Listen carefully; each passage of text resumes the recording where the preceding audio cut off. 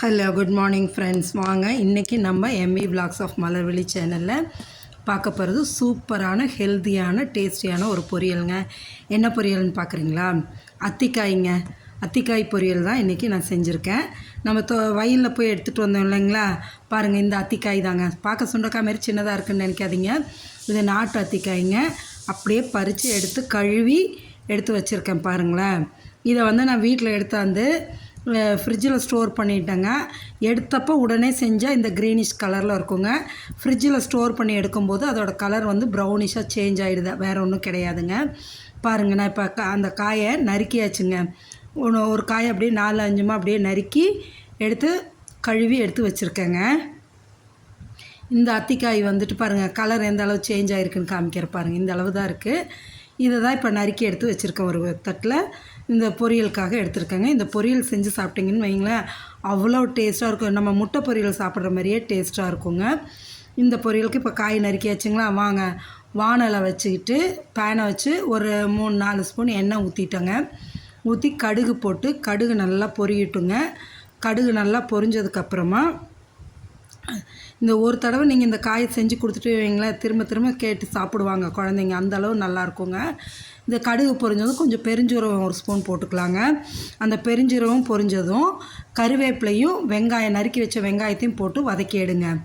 கருவேப்பிலை நல்லா ஒரு கொத்து உருகி போட்டுட்டு அதோட வெங்காயம் நறுக்கின வெங்காயத்தையும் போட்டு நல்லா வதக்கிட்டு ஒரு தக்காளி நல்லா பொடியாக நறுக்கிக்கிங்க. அந்த தக்காளியும் போட்டு இதில் வதக்கி எடுங்க. நல்லா வதக்கி விடுங்க. நல்லா அந்த கலர் சேஞ்ச் ஆகி நல்லா வதங்கி வரட்டும். தக்காளியெல்லாம் வெந்து வதங்கி வரட்டுங்க. வதங்கி வந்ததுக்கப்புறமா நம்ம நறுக்கி வச்சுருக்கோம் இல்லைங்களா, இந்த அத்திக்காயும் போட்டு நல்லா வதக்கி விடுங்க. அந்த எண்ணெயிலே கொஞ்சம் ஒரு 2 to 3 மினிட்ஸாவது நல்லா எண்ணெயில் வதங்கி வரட்டுங்க. அதுக்கு என்ன பண்ணாலும் நம்ம போட்டு நல்லா கிளறி விட்டுட்டு மூடியை போட்டு மூடி வச்சிடலாங்க. இப்போ வெங்காயம் தக்காளி நல்லா வதங்கினதும் இந்த அத்திக்காய் போடுறோம் இல்லைங்களா, போட்டு நல்லா கிளறி விடுங்க. கிளறி விட்டுட்டு ஒரு மூடியை போட்டு மூடி வச்சுட்டு கூட நம்ம ஒரு 3 மினிட்ஸ் விட்டு அதுக்கப்புறமா எடுத்து கிளறி விட்டுட்டு நம்ம மிளகாத்தூள், மஞ்சத்தூள், உப்பு எல்லாம் போட்டு சேர்த்திக்கலாங்க. இதை பொறுமையாக நல்லா கிளறி விடுங்க. அவ்வளோ டேஸ்ட்டாக இருக்கும். ஒன்ஸ் நீங்கள் குழந்தைங்களுக்கு இதை செஞ்சு கொடுத்துட்டிங்கன்னா அடுத்தாப்பில் குழந்தைங்க இதை கேட்டு விரும்பி வாங்கி சாப்பிடுவாங்கங்க. அதே சமயம் இது உடம்புக்கு அவ்வளோ ரொம்ப ஹெல்த்தியான ஒன்றுங்க. அத்திப்பழம் நம்ம சாப்பிடுவோம். அத்திக்காய் கிடச்சிதுன்னா விட்டுடாதீங்க. இந்தமாரி வாங்கிட்டு நீங்கள் செய்யுங்க. நான் வயல்லேருந்து எடுத்துகிட்டு வந்தேன் பாருங்கள். இந்த காய்க்கு தேவையான அளவு உப்பு போட்டுக்கலாங்க. உப்பு போட்டு கிளறும்போது கொஞ்சம் சீக்கிரம் வதங்கி வரும். அதுக்காக தேவையான அளவு மட்டும் உப்பு போட்டுக்கலாங்க. உப்பு போட்டு நல்லா கிளறி விட்டோம்னா அந்த உப்பு போட்டு கிளறும்போது வதங்கிறதோட தண்ணி லேசாக விடும் இல்லையா, அதில் கொஞ்சம் நல்லா வதங்கி வரும். அத்திக்காயில் பார்த்திங்கன்னா எல்லா விட்டமின்ஸும் இருக்குதுங்க. நிறைய விட்டமின்ஸ் இருக்குது, மினரல்ஸ் இருக்குது, சுண்ணாம்பு சத்து அதிகமாக இருக்குதுங்க. இப்போ இந்த அளவுக்கு போட்டு மூடி வச்சுருங்க. தண்ணியெல்லாம் ஊற்றலை, அப்படியே மூடி வச்சு ஒரு 3 நிமிஷம் விட்டுட்டு எடுத்திங்கன்னா ஒரு அளவு நல்லா வதங்கி வந்திருக்குங்க. வதங்கி வந்ததுக்கப்புறமா தான் நம்ம கிளறி விட்டுட்டு இதுக்கு காய்க்கு தேவையான அளவு மஞ்சத்தூளும் மிளகாத்தூளும் போட்டுக்கலாங்க. நான் ஒரு 1/4 ஸ்பூன் மஞ்சத்தூள் போட்டுட்டு 1 ஸ்பூன் மிளகாத்தூள் போட்டுக்கலாங்க. போட்டு அதையும் நல்லா கிளறி விட்டுடலாங்க. போட்டு மிளகாத்தூளில் ஈவனாக எல்லா பக்கம் படுற மாரி நல்லா கிளறி கொடுத்துடணுங்க. நம்ம 1/4 ஸ்பூன் மஞ்சத்தூள் போட்டாச்சுங்களா? அடுத்தது பாருங்கள், 1 ஸ்பூன் மிளகாத்தூள் போடுங்க. மிளகாத்தூள்னால் நான் சாம்பார் தூள் தான் போடுவேன், தனி மிளகாத்தூள் போட மாட்டேன். போட்டு நல்லா கிளறி விடுங்க. கிளறி விட்டுட்டு கொஞ்சம் தண்ணி ஊற்றி மூடி வச்சிடலாங்க. தண்ணி ஊற்றி மூடி வச்சிங்கன்னா ஒரு 5 நிமிஷத்துலேருந்து 8 நிமிஷங்க வெந்துருங்க. நல்லா சீக்கிரமாக வெந்துடும்.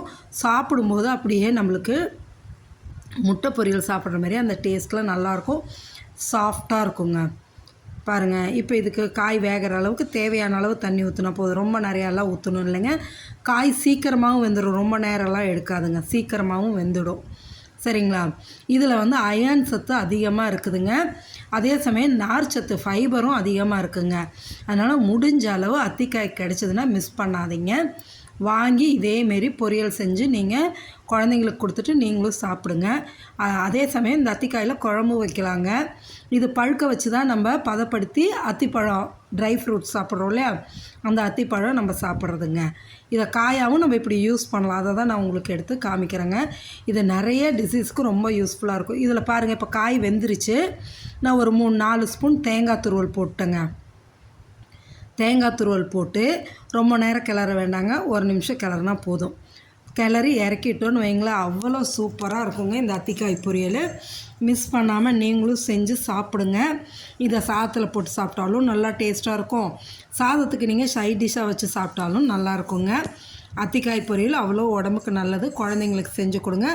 நம்ம சேனலை பார்த்துட்டு மறக்காமல் லைக் பண்ணுங்கள், ஷேர் பண்ணுங்கள், சப்ஸ்கிரைப் பண்ணுங்கள். தேங்க்ஸ் ஃபார் வாட்சிங் ஃப்ரெண்ட்ஸ்.